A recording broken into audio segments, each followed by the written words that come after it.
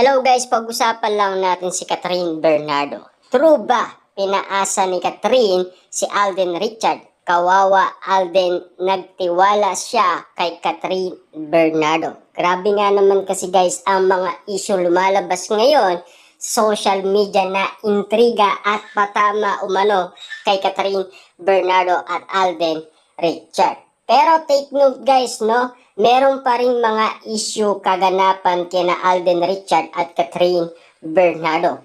Pero meron nga ba talaga guys ebidensya si Sian Gasa patungkol umano sa Katniel kung ano ang iniingay niya at lalong-lalo na guys meron daw siyang ebidensya laban kay Mami Min Bernardo na ilalabas patungkol umano sa Katniel. Lalo-lalo na guys, no? Si Sian Gasa kasi, minsan na yan guys nagkamali.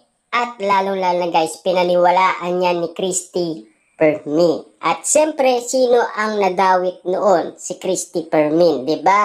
Dahil sa sinasabi umano ni Sian Gasa.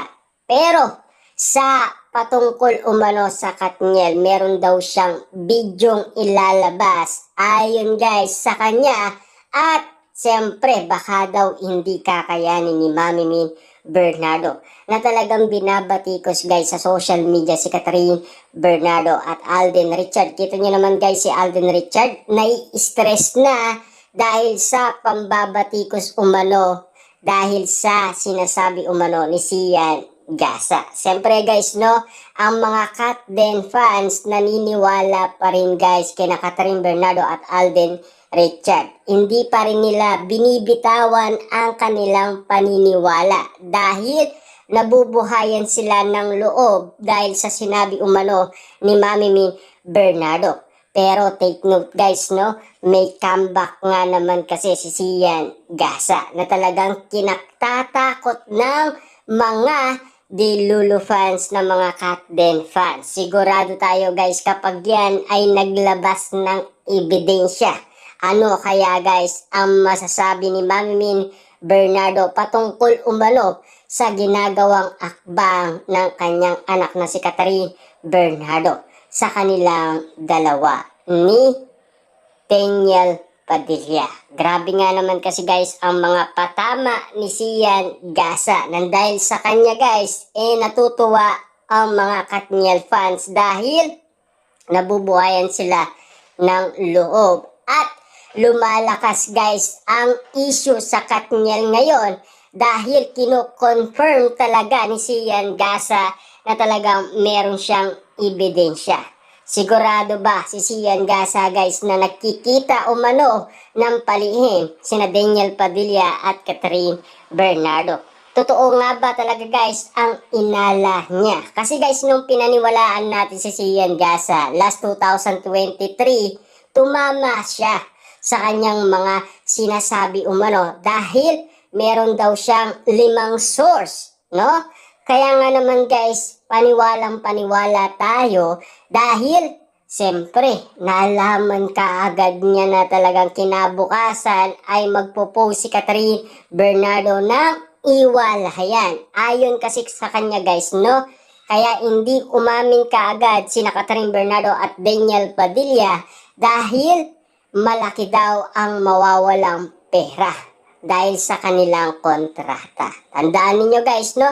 20 million daw ayon kay Sian Gasa. Pero tumama siya guys, no? Nang dahil ang sinasabi nga naman kasi sa pagpo-post ni Catherine Bernardo ay tinatawag na Bonifacio Day at pinapatamaan yata ni Catherine Bernardo si Andrea Brillantes. Kita niyo naman guys, no? Ang patama umano ni Catherine Bernardo ay patungkol umano kay Andrea Brillantes noon. Pero ngayon guys, no, hindi natin alam kung nagsasabi nga ba talaga ng katotohanan si Sian Gasa. Pero meron siyang resback guys, no, talagang nilalabanan niya si Mami Min Bernardo dahil binabati ko si Sian Gasa na fake news. Pero hintayin natin guys maglabas ng ebidensya yan patungkol umano sa kanyang sinasabi na baka hindi kayanin ng pamilyang Bernardo. Siyempre guys, no, inihintay lang naman natin guys kung ano nga ba talaga ang tunay na kadahilanan ni Sian Gasa sa kanyang mga iniingay ang Katniel patungkol umano sa nagkaayos na at nagkabalikan pa. Ganun ba talaga guys, kababaw si Catherine Bernardo nang dahil ba nagkausap lang sila, mahinang mahina talaga ba ang loob ni Catherine Bernardo? Marupok na marupok nga ba talaga si Catherine Bernardo? Totoo nga ba talaga guys ang kanyang mga sinasabi or sinasabi niya lang at kulang siya sa gawa at pinaliwalaan niya si Alden Richard sa kanyang mga salita pero hindi niya kayang magawa. Kita nyo naman guys, no? Dahil sa bali-balitang ito, kailangan din natin guys malaman kay Sian Gasa kung ano nga ba talaga ang kanyang mga ebidensya na magpapatunay na sina Daniel Padilla at Catherine Bernardo ay nagkasundo na at nagkabalikan na. Pero take note guys, no? Dahil ang sinasabi lang ng balita, collaboration project lang naman. Yun kasi guys ang sinasabi ng ABS-CBN. Pero si Sian Gasa guys, confirm daw na talagang nagkabalikan na ang Katniel. Yun ay galing sa kanya. Pero ang ABS-CBN guys, siyempre ang gusto niya lang i-confirm sa atin na collaboration project lang ang gagawin nila Daniel Padilla at Catherine Bernardo dahil nagkaayos na sila. Siyempre guys, alam naman natin na miss natin din ang Katniel, di ba? Marami din kasi guys ang umaasang makabalik sina Daniel Padilla at Catherine Bernardo. Lalong-lalo na guys, meron naka-line up na project ang Katniel na ayaw ibigay ni Direk Cathy sa ibang artista dahil yun ay nakalaan umano sa Katniel. Ang After Forever. Pinag-usapan na to guys, no? Last 2023 at 2024. Hanggang ngayon guys, pinag-uusapan pa rin. Kita nyo naman guys, no?